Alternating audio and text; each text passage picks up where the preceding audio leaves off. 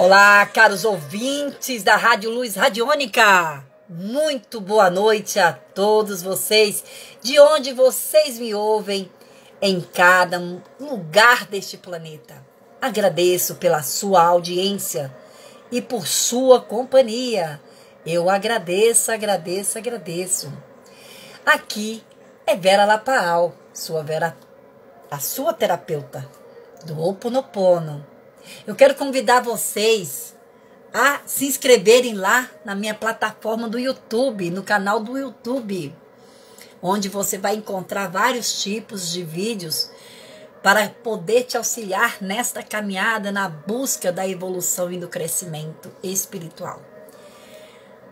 O nome do meu canal é Vera Lapaal. Compartilhe os meus vídeos, deixa seus comentários, fala que, olha, eu ouvi, Vera, sou a Rádio Luz Radiônica e eu estou aqui, deixando o meu alô.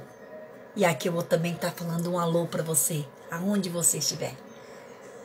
Receba aí meu carinho, meu amor, tudo que posso oferecer neste momento é a alegria de um coração que está transbordando de amor. Porque cada momento dessas cartas de Cristo mais mostra que eu olho para o meu passado e olho a minha busca tão incansável,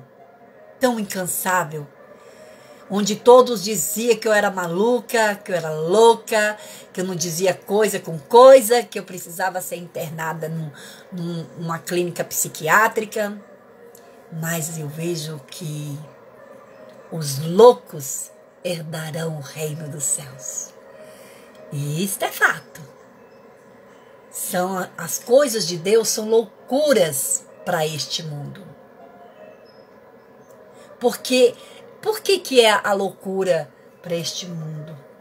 Porque todos nós somos, roboticamente dizendo, temos que seguir o padrão. Uma vez, eu tinha acho que uns 16 a 17 anos, eu tive uma visão. Nunca esqueci dessa visão. Chegava-se um trem, nunca tinha visto um trem na minha vida, mas sabia que era um trem pelos tantos de filmes que assistia. O trem parava na estação e saía muitos homens de ternos pretos com chapéus pretos. Mas no meio de um deles, isso parece que estava sobre uma plataforma suspensa, e eu via eles chegando, é como se eu visse. E no meio deles tinha um com um terno branco e de chapéu branco. E todos os olhavam com julgamento. E aquilo eu fiquei intrigada com aquilo por anos. E eu entendi o que aquilo quis dizer. Seja como um homem vestido de branco. Seja diferente. Só assim você vai conseguir sair. Mas eu não entendi. Sair do quê?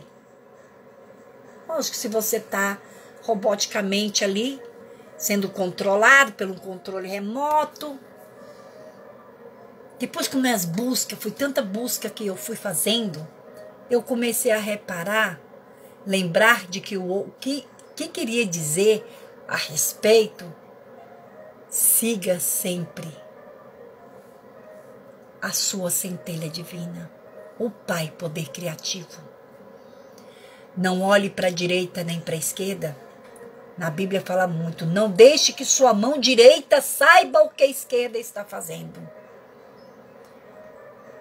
Isso quer dizer, eu não tenho que procurar formas de julgar como o outro está caminhando. Porque não existe verdades absolutas, só existem verdades. A sua verdade é a sua verdade. A do outro é a verdade dele. Porque ele está vivendo um processo e você está vivendo outro. Você tem um propósito e ele tem outro. Então, não tem sentido o julgamento, então. Olha bem. Quando a gente fala do julgamento, tá aí, tá a explicação. O que é errado para você, para ele não é errado. É isso que ele tem que fazer mesmo para alcançar sua evolução. Ah, Vera, mas você quer dizer assim que uma pessoa que tira a vida da outra, não. Eu não estou falando de tirar, não. Estou falando de coisas do cotidiano que nós temos a mania de fazer mexericos. Nós não temos direito de ferir um irmão. Nós não temos o direito de tirar a sua vida, não. De jeito nenhum. É isso que venho falando, que o propósito é de cada um. Ah, mas ele fez isso, fez aquilo. Tá, ele fez.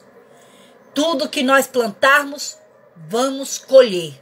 Não tenha sombra de dúvida. É a lei. Ação, reação. Não é um pai sobre as nuvens, apontando um bastão, te julgando, te condenando. Ele não faz isso. Ele é amor divino. O próprio Cristo fala isso aqui. O que faz a gente passar por momentos difíceis na nossa vida é o que nós plantamos lá atrás. Então, se você quer uma colheita farta, alegre e feliz, plante agora. Plante agora coisas boas. Com seus pensamentos, com suas palavras, com seus sentimentos e com atitudes iluminadas. Não pense você que fazendo um sopão e entregando de noite para as pessoas, você está só plantando. Não, você está fazendo uma parte que já é predestinada de fazer. Ela vai te ajudar? Vai, mas não é só isso. É muito mais do que isso. Isso aí não vai apagar o que você já fez lá atrás. Quando vier a colheita, você vê que tenha paciência e tenha calma. Porque tudo que nós estamos enfrentando, algum problema, olha, a minha situação financeira está assim, a minha situação familiar está assim, minha situação afetiva está assim. Faça uma análise. É difícil, gente. Porque a gente nunca vai ser fiel na nossa análise. Por isso Cristo fala, pedir perdão ao Pai poder criativo. Porque aí ele vai fazer se tornar mais leve tudo isso. Você vai passar por essa colheita, mas com alegria. Com alegria. Há muitos anos atrás, há mais ou menos, há 2 décadas atrás, eu fui coletora de reciclagem. Eu não vou dizer catadora, porque eu não era catadora, eu era coletora. Eu era bem organizada na coisa. Eu comprei sacos de lixo, cadastrava as casas para elas separarem o lixo. Para mim, eu só recolhia e ali no período da manhã, eu fazia uma quadra e à tarde eu separava esse material. E uma vez por semana eu o entregava, porque era muito material. E eu era sozinha. Não tinha um dia, esse serviço era fácil? Não. Era um serviço muito pesado. Porque eu tinha um carrinho muito pesado. Porque ele era de ferro, era de metalão. Então não era, o metalão, ele é muito pesado.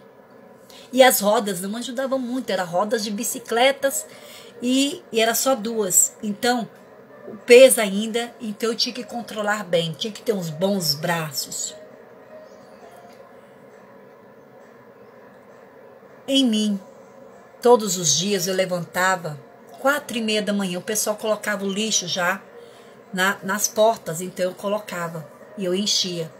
E como enchia muito rápido, eu tinha que voltar. Eu fazia várias viagens pela manhã para terminar, para que eu pudesse passar. Eu sempre passava quando o caminhão do lixo não passava naquele dia.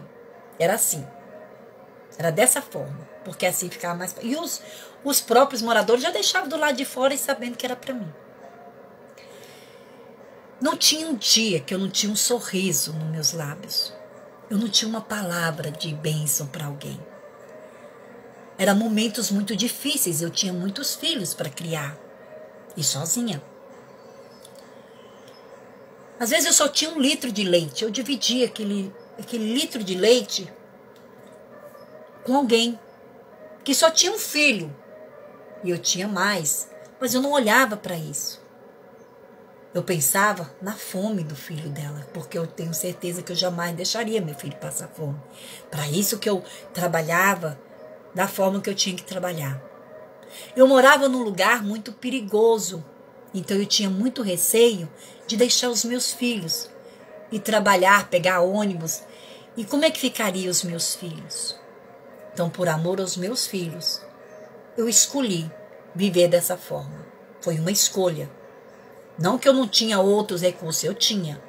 Mas eu preferi dar aos meus filhos algo muito mais valoroso. Era a liberdade. Porque o crime é prisão.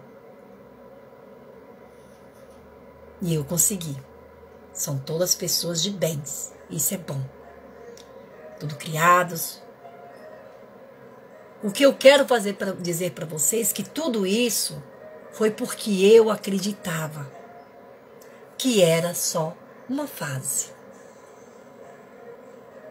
Sempre com uma palavra positiva, sempre uns braços para abraçar, sempre um sorriso, um bom dia cheio de alegria. E muitos me perguntavam, nossa, você vive uma vida totalmente miserável e você ainda sorri? É tão triste ouvir isso das pessoas.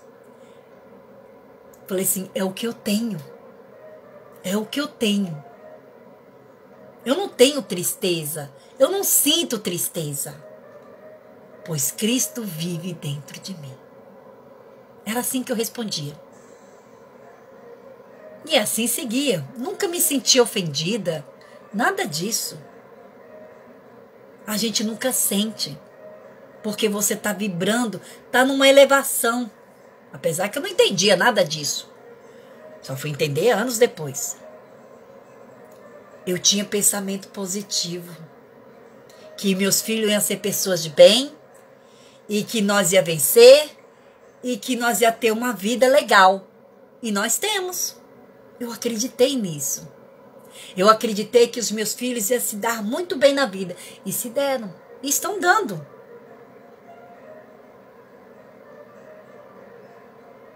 Isso é tão bonito. Isso é tão recompensador, tudo aquilo que vivi, mas com otimismo, com fé. Porque quem me conhece sabe bem o tamanho da minha fé. Ela não tem limites. Desafios todos os dias eu enfrento, mas eu tenho fé. E todos os dias estou contrita, em oração, em meditação, para ser cada dia mais melhor do que eu fui ontem, do que sou hoje, e quero sempre ser mais. É esse o nosso objetivo. Então, crie uma nova realidade para você, começando de hoje, mas não espera tão rápido acontecer, porque isso é um passo de cada vez. Para você percorrer de uma distância para outra, precisa de passos, não é? Não é só de um passo, de dois. Você precisa de mais passos para chegar até o destino final, não é? Então, a mesma coisa é a questão da nossa vida espiritual. A nossa vida espiritual está ligada com todas as nossas áreas. Então, busque. Não desista jamais de você. Você é a pessoa mais importante para você. Bem, já falei demais. Vamos lá para a nossa carta? Vamos lá? Hoje é a segunda parte da terceira carta de Cristo. Vamos lá, vou pegar um trechinho para vocês lembrarem. Aonde nós paramos. Como entraremos no reino? Eu já disse. Vocês entrarão no reino dos céus quando se arrependerem de tudo que vocês são em seus corações e mentes. Quando vocês levarem sua maldade ao Pai e pedirem perdão e força para serem limpos de seus pensamentos, palavras e atos malignos, e finalmente os abandonem todos. Então poderão ter certeza de que estarão prestes a encontrarem o reino dos céus. Quando alcançarem isso, perceberão que sua atitude para com os outros estará mudando, pois o Pai estará fazendo o seu trabalho amoroso em seu interior. Vocês estarão livres das correntes e amarras dos desejos e atos malignos que antes os aprisionavam e os faziam cativos no mundo. Mais do que isso, compreenderão que o Pai satisfaz todas as suas necessidades. Uma mulher exclamou: Mestre, tenho uma necessidade agora mesmo. Tenho fome. As pessoas riram. Mas então várias vozes uniram-se à sua, dizendo: Estamos com você há muitas horas. Nos fez andar e andar antes de consentir em nos ensinar. Nós demonstramos que somos boas ovelhas. Não nos ajudará a saciar nossa fome? Percebi que diziam a verdade e senti uma profunda compaixão para com elas. Tinha me seguido não só para que as curasse, mas também porque tinha um anseio de saber a verdade, como tinha sido me dada pelo Pai. Eu tinha dito que o Pai satisfazia todas as necessidades. Essa seria uma oportunidade.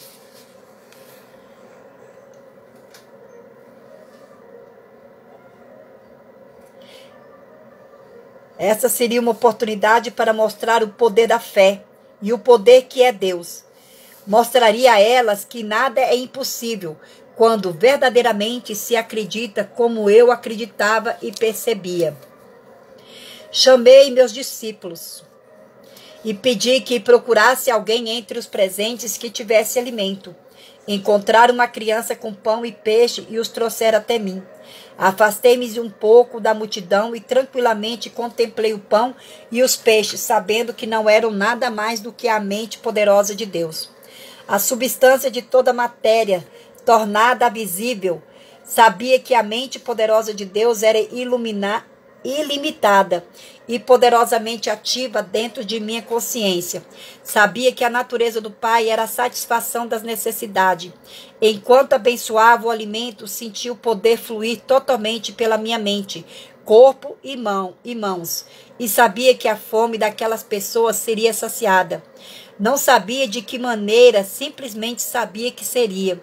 Depois levei a cesta de comida e disse aos discípulos que dividissem o alimento ali contido, sentindo com absoluta certeza que todos ali teriam tanta comida quanto necessitassem.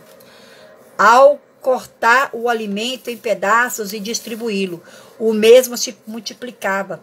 E assim foi acontecendo até que toda a multidão teve sua fome saciada. Várias cestas ainda restaram com sobras do alimento. Assim demonstrei que a matéria, tudo o que é visível no universo, é mente, consciência tornada visível pela vibração das partículas. O que a ciência chama de partículas? Mudança na vibração das partículas e, portanto, mudanças na matéria.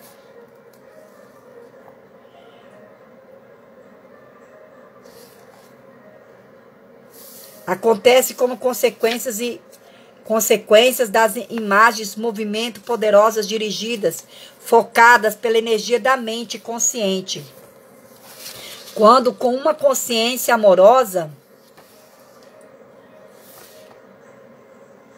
se age puramente para fazer o bem aos outros. Os únicos limites ao trabalho amoroso do Pai no mundo são os limites que a mente do homem coloca nesse trabalho. Tais mudanças na matéria só podem ocorrer quando a consciência do homem está em perfeita harmonia e unida ao Pai Consciência Universal. Ainda que assombrados por receberem o alimento desta maneira, as pessoas e meus discípulos não compreenderam como tal coisa tinha sido realizado. Apenas puderam concluir que era o maior milagre que tinha visto. Isto também confirmou para eles a crença de que eu era o Filho de Deus. Numa outra ocasião, eu estava sentado debaixo de uma árvore, nos arredores de Betesda, rodeados por aqueles que tinham trazido seus doentes para que fossem curados, como sempre. Maravilhavam-se ao vê-los recobrarem a vida e a saúde e perguntavam-se como tais milagres podiam ter feitos. Outra vez tentei fazer com que compreendesse o poder da fé. Nos evangelhos está escrito que eu disse que se um homem possuísse a fé do tamanho de um grão de mostarda, poderia mover montanhas. Esta afirmação é uma interpretação errônea do que verdadeiramente eu disse e revela o pouco que meus discípulos e os evangelistas compreendiam dos meus ensinamentos quando nós estivéssemos na terra. Se alguém tivesse a fé do tamanho de um grão de mostarda, o que significa isso? Como se pode medir a fé de tal maneira? Fé é fé. É um poder de total convicção que toma conta da mente e não pode ser submetida a um tamanho. A fé que surge de sua necessidade de crer em algo, porque tal crença servirá a seus propósitos de algum modo. Pode ser poderosa e forte, mas nunca pode ser estimada com o conceito de tamanho. A crença é ainda mais forte. A crença é o fruto do ouvir, dizer e da lógica. Porque você ouviu alguma coisa e está convencido de que o que ouviu ou leu é verdade. Desenvolve uma profunda crença no que ouviu. Você crê que é verdade. Você crê de uma maneira total e completa que desafia qualquer contradição. Constantemente eu dizia às pessoas: creiam que receberão e receberão. Contudo, eu sabia que seria quase impossível que as pessoas algum dia tivessem a fé para realizar milagres, pois não importava o quanto explicasse a verdade. Elas nunca teriam o intenso conhecimento que me foi dado no deserto. Mas agora relato em alguma medida a história de minha permanência na terra, na Palestina, com a intenção de que você, meu leitor, comece a perceber e a compreender o conhecimento que me foi dado durante minha iluminação. Minha intenção é dar a você conhecimento, saber algo de ouvir e o que se ouve de alguém, mas não se pode comprovar realmente que seja verdade. Conhecer é saber alguma coisa que foi dita ou que você leu, e as novas informações tornaram-se conhecimento, porque o que você ouviu ou leu coincide logicamente e com realismo com todos os pedaços de conhecimento que você já tem e que pode compreender e crer de maneira realista e lógica. Você sabe que o que sabe é verdadeiro. Você tem o sentido de convicção. Até agora, alguns de vocês tiveram fé em Jesus Cristo, mas se pareciam às crianças precoces. Sua fé foi em parte cega e obediente, porém entrelaçada a muita dúvida. Portanto, quaisquer que fossem as suas necessidades, dependiam de Jesus para que a obra se realizasse.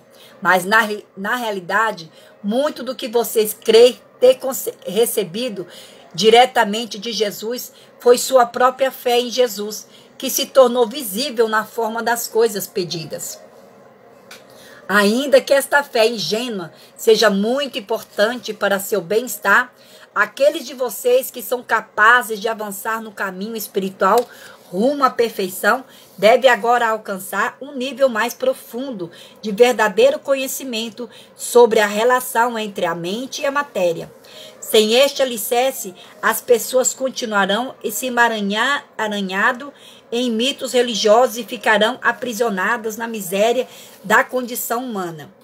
Quando estava na terra, eu disse a verdade às pessoas, mas ela foi continuamente mal interpretada. O que eu realmente disse sobre a fé foi isto: vejam esta grande árvore, cresceu desde a menor semente que se possa imaginar. Veja o tronco enorme, os galhos e sua frondosa copa. Todo este enorme crescimento originou-se de uma pequena semente. Como aconteceu tal coisa? De onde vem toda a madeira da árvore e a frondosidade que a ornamenta? Isto não é tão milagroso quanto os milagres que eu realizo para vocês dia após dia? O crescimento desta árvore é tão obra do Pai quanto a cura que recebe e os enfermos? Pergunto, o que é uma semente? Vocês podem responder-me? Não, não podem, mas vou dizer o que é. Bem, nós vamos ficar aqui. E eu vou deixar vocês aqui querendo saber o que o Cristo respondeu. Certo? Vamos ficar aqui, vamos ficar só com essa mensagem, que é a fé.